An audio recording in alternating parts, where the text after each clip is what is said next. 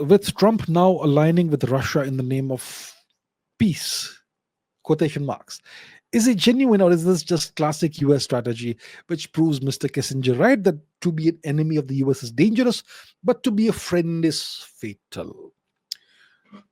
Well, is Mr. Trump aligning with Russia in the name of peace? No. Mr. Trump is trying to fulfill the promise he made to his voters that he will end the war. And it's just the way it is, that the only way to end the war is to end the war with the lines of the map essentially where they are, which means Russia gets what it wants. If Mr. Trump does not give Mr. Putin what Mr. Putin has always sought from day one of the war, then the war will continue, and then Mr. Putin may actually roll over Ukraine and take more than half of Ukraine, or who knows, the whole of it. Do you want that? The Russian military has grown stronger the past 3 years. Historically, if you know Russian history, they never start a war well. They initially are caught kind of unprepared, even if they have started the hostilities. And the first few months they don't do really well, but then they slowly start getting better and better. This is what history tells us. And today, Russia's military is a lean, mean fighting machine. Their entire economy is now a war economy. Their production lines are pushing out arms, ammunitions, everything. They are in great shape. And there's no European nation that can withstand the might of the Russian military right now. And I don't think Mr. Putin has any ambitions of taking any nation outside of Ukraine, west of Ukraine.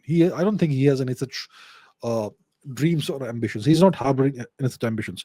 So the best way to have peace today is to let Russia win this war and achieve their objectives. And in exchange, you get guarantees from Russia that Russia will not expand westwards. And then you can have some kind of deal that you will have peacekeepers in Ukraine, in the non-Russian part of Ukraine, and a neutral regime, which means Zelensky goes. And some other safeguards will be put in place by NATO in the NATO nations west of Ukraine. That sort of arrangement will have to be negotiated and agreed between the US and Russia. So Trump is not doing this in the name of peace. He's not aligning with Russia. He's ending the war, which is good for the world. Peace is what everyone wants. Mr. Modi has been saying this since 2022. This is not a time for war. We need peace. So finally, we are going to have that. So this is a genuine thing he's doing. He's not doing it because he loves Russia and loves Putin or is a great fan of Putin. He does respect Putin, obviously. A world leader would be stupid not to respect Putin, right? So now coming to Mr. Kissinger's quote, the late Mr. Kissinger did say that to be an enemy of the US is dangerous, but to be a friend is fatal. Generally, when he was referring to friends, he was talking about vassals. Saddam Hussein was one of those vassals, one of those friends.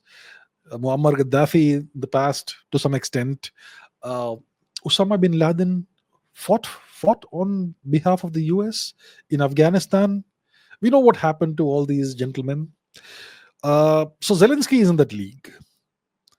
So your quote is appropriate, it's apt, but it's apt for Ukraine and for Zelensky. Zelensky has been, you could say, on the receiving end of US friendship. And Ukraine as a nation has been the past 3 years on the receiving end of US friendship. And now there's going to be a price to pay. You're going to lose your territory, about 20% roughly, give or take, of Ukrainian territory. And Ukraine will lose its natural mineral wealth. And we'll see what else it loses. So yeah, it's kind of fatal for Ukraine, and for Zelensky, who knows? We'll see what happens, what fate has in store for Zelensky.